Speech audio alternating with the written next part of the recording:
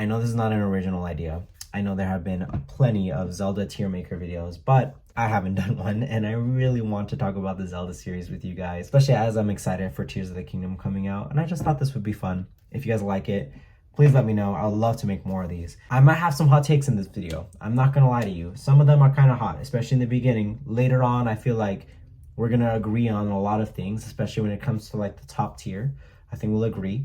Bottom tier, maybe not so much, but we'll see. And one other thing I want to say before I even get started on this video is that I don't think any of these games are truly bad.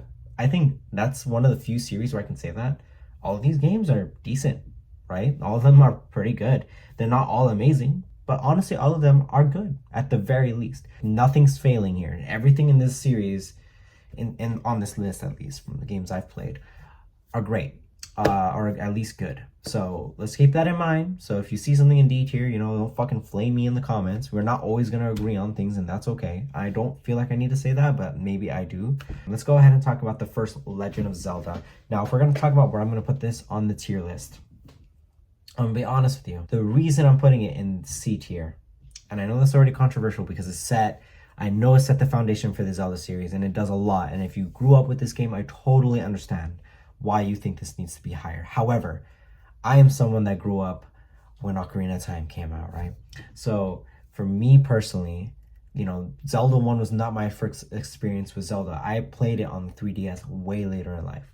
So I have a different outlook on this game than a lot of people do. I think it's really good. And I genuinely think that, it might be a little bit overrated nowadays, especially because some people still put this at the top echelon, like as their favorite Zeldas. I think that's a little much for me personally, because I just think that there's other Zeldas that do the top-down format, and then they just do it a little better. Just my personal opinion. I still respect the foundation that this game put into practice with the rest of the Zelda series. So it's gonna be C tier for me, right? But again, remember what I said. C tier is still good. So don't fucking flame me in the comments, okay? It's still fucking good, great. Now this next take I have is definitely gonna be more controversial than the first. And then after that, we'll probably agree more often. But Legend of Zelda Adventures of Link, I actually enjoy playing a little bit more than a Legend of Zelda. But it's not quite B tier. I would never replay this game. B tier up is, again, replayable. I would never replay Adventures of Link, but I like it more because it does different things with the Zelda formula. Like no other game in the entire Zelda franchise is like this one. And that could be for a good reason, but just by being a little bit different and trying a few different things and still being a decently fun, yet way too hard game, I will admit. It's way too hard, but it's a decent fun game, and I still enjoy it a lot. I would rather play this one. If I had to go to an NES Zelda, I'm playing Adventures of Link over OG Zelda any day, just because it offers something a little bit more unique to me personally. Oh wow, A Link to the Past. A Link to the Past. That's a good one. That's a good one. I'm gonna put that one in B tier. Now the reason why it's not an A and S tier is because I like this game and I would replay it if I need to. I feel like there's another game on this list that does this formula a little bit better, and I enjoy it just a little bit more. It's good. I like it a lot still. I still like A Link to the Past a lot, and that mainly comes down to A Link to the Past just being an expansion of the first Zelda game, really taking advantage of the Super Nintendo, the music, taking advantage of having two different worlds. That was really cool, the light world and the dark world, right? We got to have more dungeons that way. We got to experience two different maps that way. That was very, it's just kind of the same map but different. I like that. There's a lot of cool things about it. The reason why I thought an A and S though is because there's a top-down Zelda game in this that I feel like deserves to be in that upper tier, but also because, to be perfectly honest with you, I don't love A Link to the Past like some other people do. Again, I grew up with Ocarina of Time, so I did grow up with more of the, and that's me being honest with you, that's my bias. I do enjoy some of the 3D Zeldas more than some of these 2D Zeldas. There are other games in the Zelda series that just do the formula a little bit better. So Legend of Zelda Ocarina of Time, I was almost going to put an S tier, but I'm going to put an A tier, and I'm going to tell you why. It's not the best 3D Zelda game, but it's an amazing start, right? It takes everything that A Link to the Past did, made it 3D, made it better without sacrificing quality. Now, there are some things that are worse, you know, definitely like traveling sucks in Ocarina of Time, just especially in the beginning before you get Epona. Just running across that empty field sucks. That's why it's not an S tier.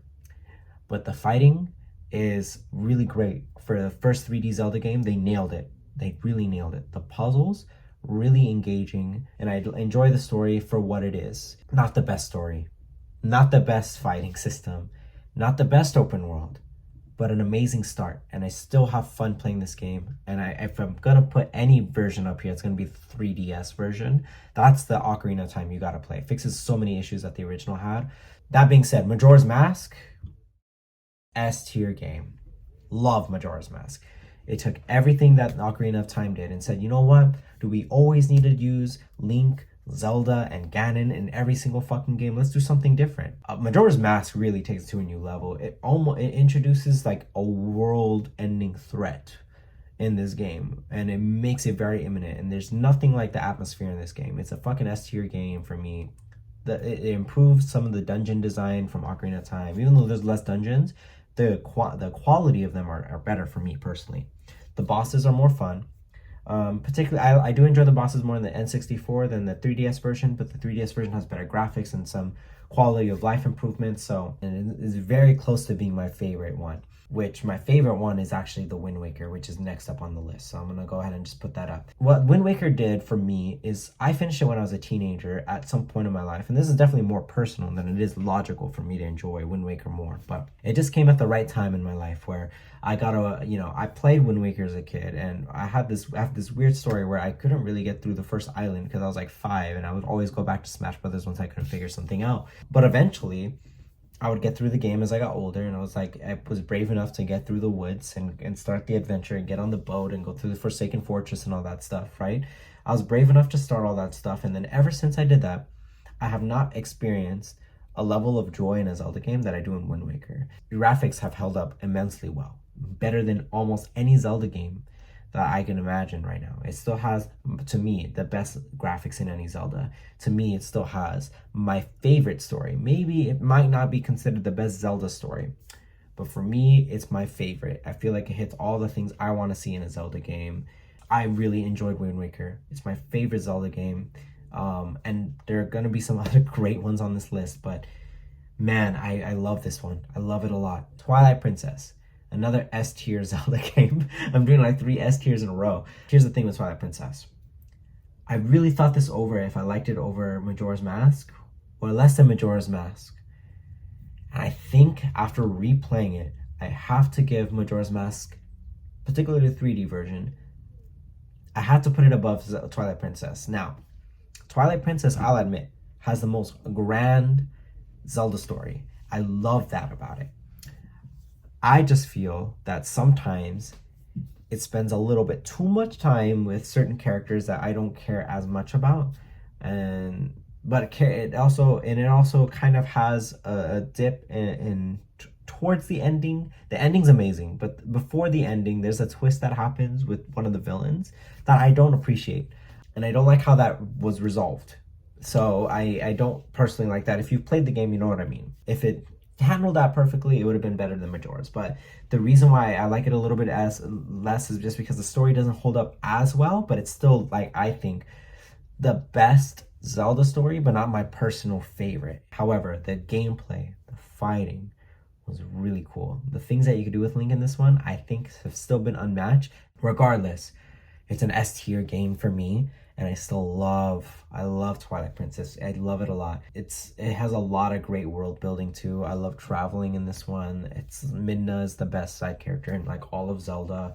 There's so many things that they do amazing and perfect with this game, and some things where they stumble on, but the stumbling does not put it down to an A level. It still keeps it at an S, just not the best game on my list. So that's my top 3 Zelda right there, actually. Wind Waker, Majora, and Twilight Princess in that order. Next game on the list, and next game that actually came out on the Wii, was Skyward Sword.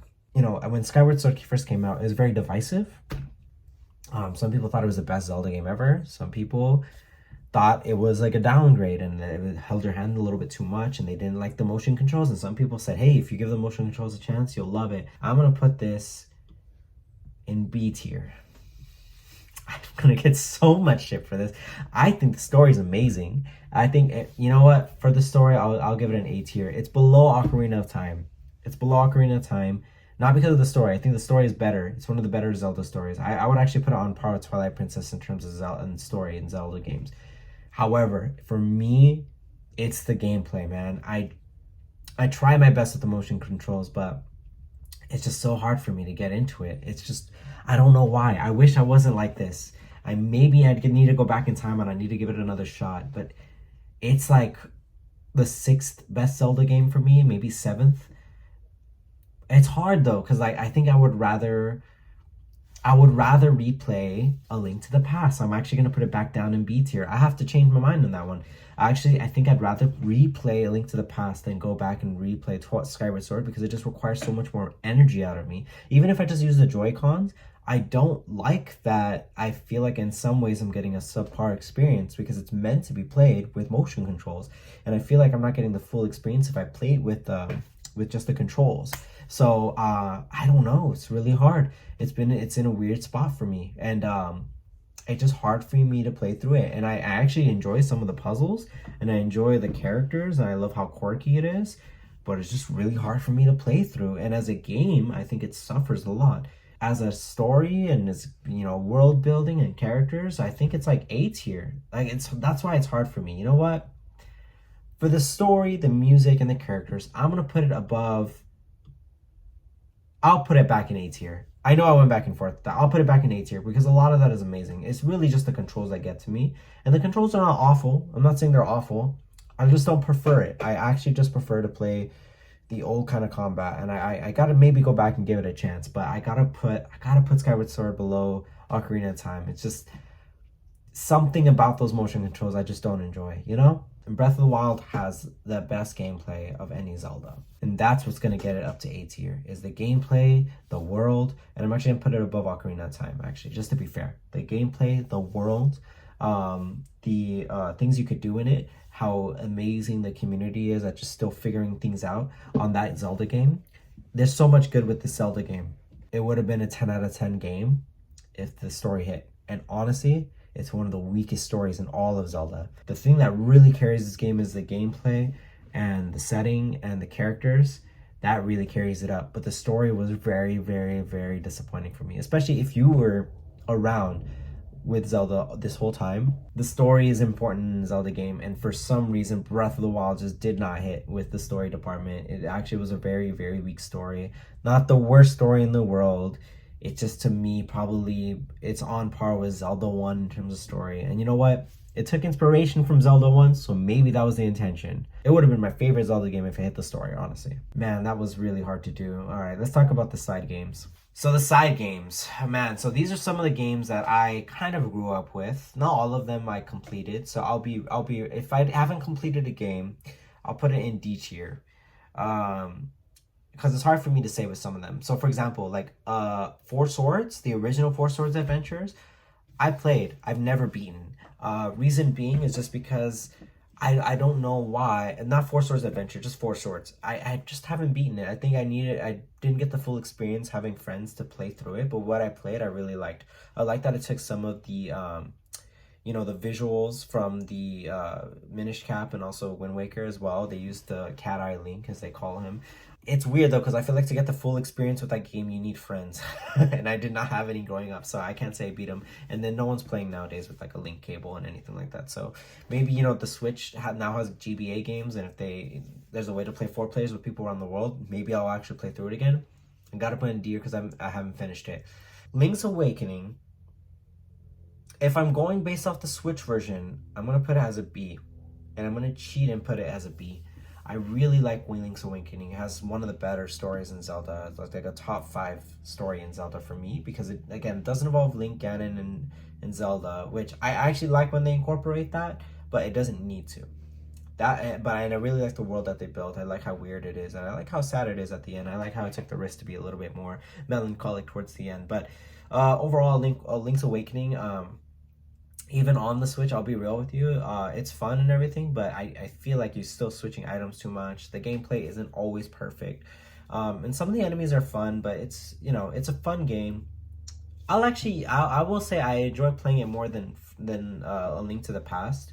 At least the Switch version. The original GBA version would definitely be below it, but A Link to the Past, I would rather play Link's Awakening on the Switch, the remake, over A Link to the Past. That's just me personally, but that's just because I enjoy it a little bit more. So yeah, if I go to Oracle of Ages and Seasons, I haven't finished Ages. Maybe it'll fix this, but Oracle of Seasons is kind of a C tier game for me. I love the fact that you can change the seasons and get through the towns and everything. I love that. And I like that. I think I like how that changes dungeon design and the world design as well. So that had a really unique aspect to it. And the story was okay. It was cool for a Game Boy game. I don't feel like I had as much fun playing it, and I feel like it still had that issue. There's no remake of Oracle of Ages and Seasons, so I really have to deal with just having one item and having to consistently pause the game, which really breaks the pacing for me. And I still feel like you need a Guy of Seasons, but I feel like OG Zelda was just a little bit more fun to play. I don't know why. Next up on the list, I'm going to go back to the GBA. Minish Cap. I'm going to put that in B tier, above Link's Awakening. I really enjoy the Minish Cap. I beat it just recently, actually, on the Game Boy Advance OG. Took me, that copy was expensive. I bought it, like $80 I think it was for a copy of this game. And I know I could have played on the Wii U for like 10 before the eShop closed down, but I don't know. I wanted a physical copy, and it was a really good game. I really enjoyed Minish Cap. I don't know what else to say about it, honestly, because it's just a fun, cute game. It does, again, has Zelda in it. It doesn't have Ganon, though, and I really like that they took time to make Zelda an actual character right in the beginning of the game, even though she didn't have much to do later on. But I like how they made her like a childhood friend. It wasn't the stereotypical like Triforce story. I don't know. Minish Cap is good. Minish Cap is really, really solid. Four Swords Adventures. Now, this one I played on the GameCube. I have fond memories with it. I'm going to put it below Minish Cap, but I'm going to put it above Link's Awakening. Reason being is because I feel that Four Swords Adventures really allows you to actually take advantage of the four links without having to link up with anyone. And that's why I love it. I actually don't know I don't think it's the same as the original Four Swords. I think it's a sequel to Four Swords, if I'm not mistaken. I don't remember the story too much, so please, I haven't played that one recently. I played Four Swords Adventures and beat it a long time ago. Honestly, it's as high as it is because a little bit of nostalgia. It was a game that my dad randomly brought from the store for me. And I thought it was really sweet that my dad just came home with a game without me having to ask. And he got a Zelda game, and it ended up being this one. So, it means a lot to me in that sense. And it actually was a fun game and allowed me to actually play through it myself. And with the different formation changes, it made actually playing by yourself, like, it made it work. I enjoy Four Swords Adventures. I think it was really good. You can play that one with friends as well, but you don't need to. And I just think it works for that. Let's go over Spirit Tracks and Phantom Hourglass really quick. And I'm going to be completely honest with you. I started Spirit Tracks. I'm started Phantom Hourglass. I did not beat it. It has a similar problem for me with Skyward Sword. Skyward Sword, I barely scraped through and beat. Phantom Hourglass, I could not scrape through. Mainly just because I love that that sucks because it's a sequel to my favorite Zelda game, and that's what sucks about it. It uses the same Link and everything, and I love that they actually have Link on another little adventure, kind of like Majora's Mask, right, where it's like Ocarina of Time Link, but he's completely different adventure from Zelda Ganon, removed from all that. So they do that, and they have Tetra come back.